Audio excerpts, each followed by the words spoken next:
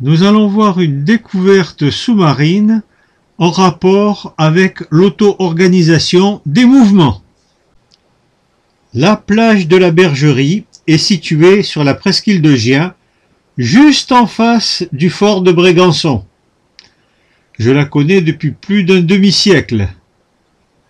Lorsqu'il y a des tempêtes, les vagues ramènent sur la rive des algues appelées Posidonie et des boules avec lesquelles les enfants jouent. Elles sont appelées pelotes de mer ou égagropyles.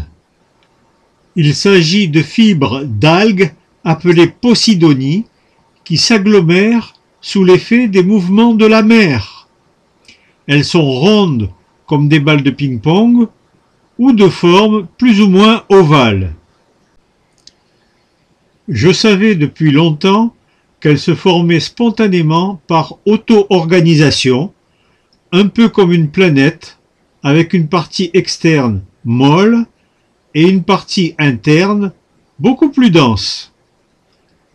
Après cette constatation, je pensais avoir percé tous les mystères de ces boules d'algues.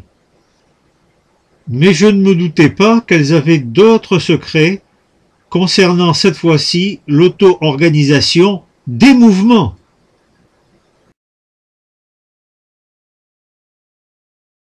Si vous êtes intéressé par l'auto-organisation des mouvements, vous rencontrerez tôt ou tard la notion d'attracteur. Un attracteur attire comme un aimant certaines coordinations effectuées par un individu. Ces attracteurs sont souvent représentés par le fond d'un bol ou d'une cuvette, encore appelé bassin d'attraction, qui attire une bille comme sur les illustrations que l'on trouve dans l'article français de Didier Deslignières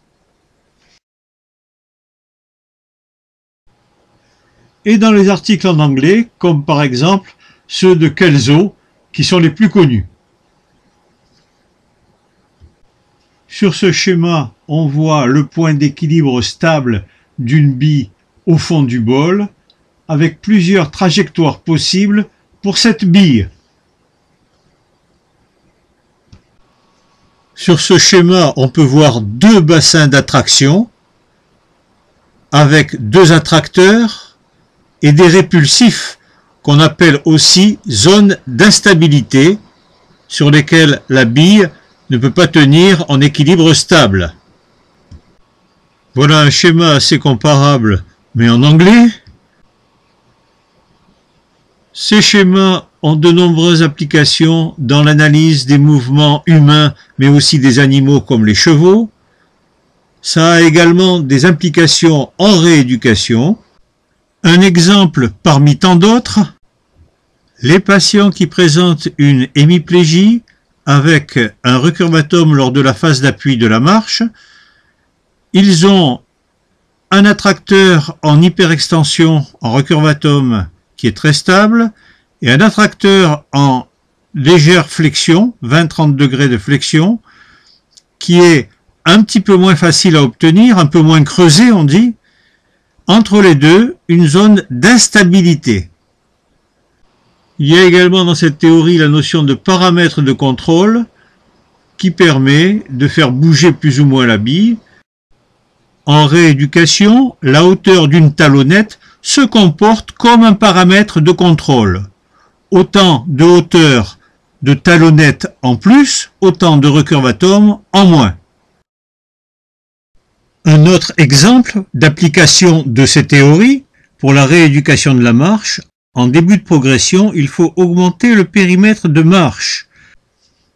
La quantité de marche, qui est le paramètre de contrôle, améliore sa qualité par essai-erreur et auto-organisation des mouvements. Les paramètres spatiaux et temporels de la marche s'améliorent progressivement, en particulier l'équilibre locomoteur, la prévention des chutes. Le coût énergétique et la demande attentionnelle diminuent. Et ça, pour des patients très divers, que ce soit des syndromes cérébelleux, des hémiplégies, des scléroses en plaques, etc. Augmenter le périmètre de marche permet également de lutter contre le déconditionnement à l'effort et améliore la force et l'endurance des muscles des membres inférieurs, principalement des muscles extenseurs chargés de supporter le poids du corps. La marche d'une personne en situation de handicap est parfaitement adaptée à sa pathologie grâce à l'auto-organisation des mouvements. Les gestes qu'elle fait se comportent comme des attracteurs.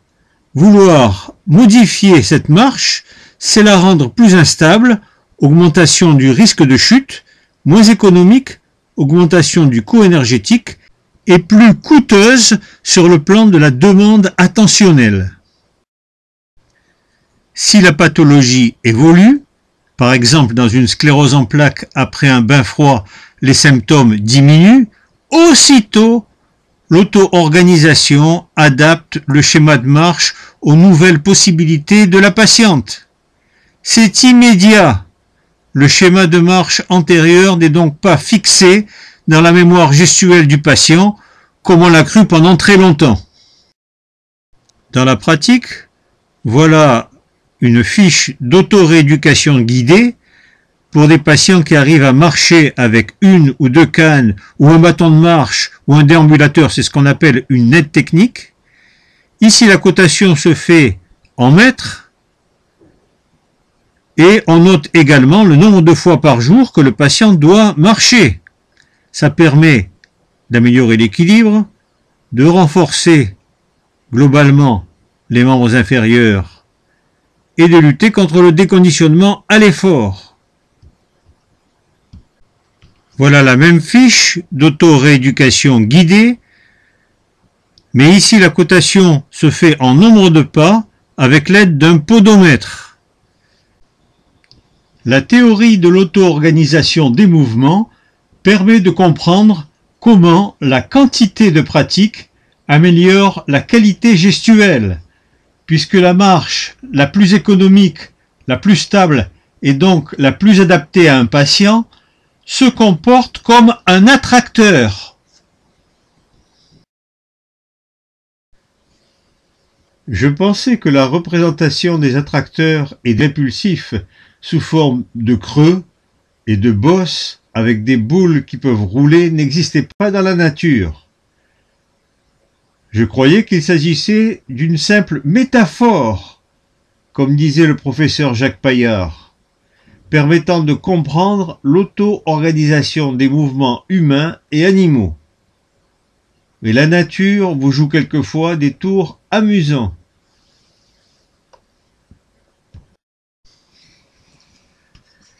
Alors que je nageais tranquillement avec masque et tuba devant la plage de la Bergerie, vous imaginez bien quelle a été ma surprise lorsque j'ai réalisé que j'avais sous mes yeux la concrétisation de cette théorie.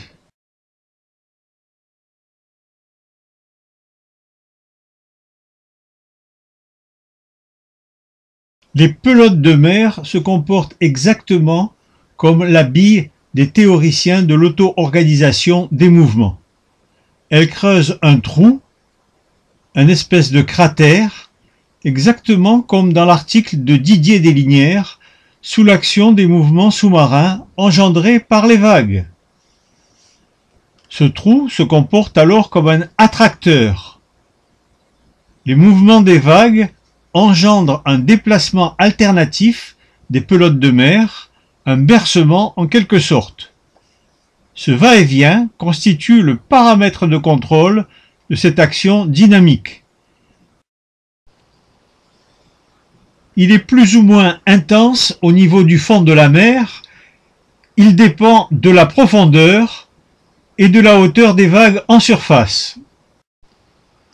Si le mouvement est trop fort, elles peuvent franchir les limites de leur bassin d'attraction et passer par-dessus le rempart qui se comporte comme un répulsif pour aller vers une autre zone en dépression qui se comporte comme un nouvel attracteur. Certaines pelotes de mer ont creusé 2 bassins d'attraction. et passent de l'un à l'autre en fonction des vagues, comme dans la représentation des attracteurs doubles de Lorentz. Lorsqu'une tempête se lève, ces boules sont éjectées de leur petit cratère et vont vers un autre attracteur bien plus puissant, la plage, qui est leur ultime attracteur.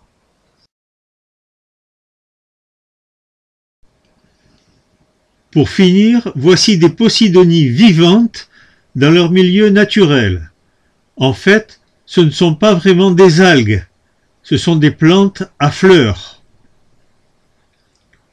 Pour ceux qui ont besoin de fiches d'auto-rééducation guidée ou d'un tutoriel pour le traitement instantané d'un recurvatum de genou en rapport avec la spasticité, les liens internet vers ces documents sont situés juste sous cette vidéo. Par chance, ces articles et vidéos sont disponibles intégralement et gratuitement. Pour ceux qui désirent se plonger dans la théorie de l'auto-organisation des mouvements, j'ai également mis ci-dessous des liens internet sur lesquels il vous suffira de cliquer. Je vous souhaite un bon téléchargement de ces documents et une bonne lecture.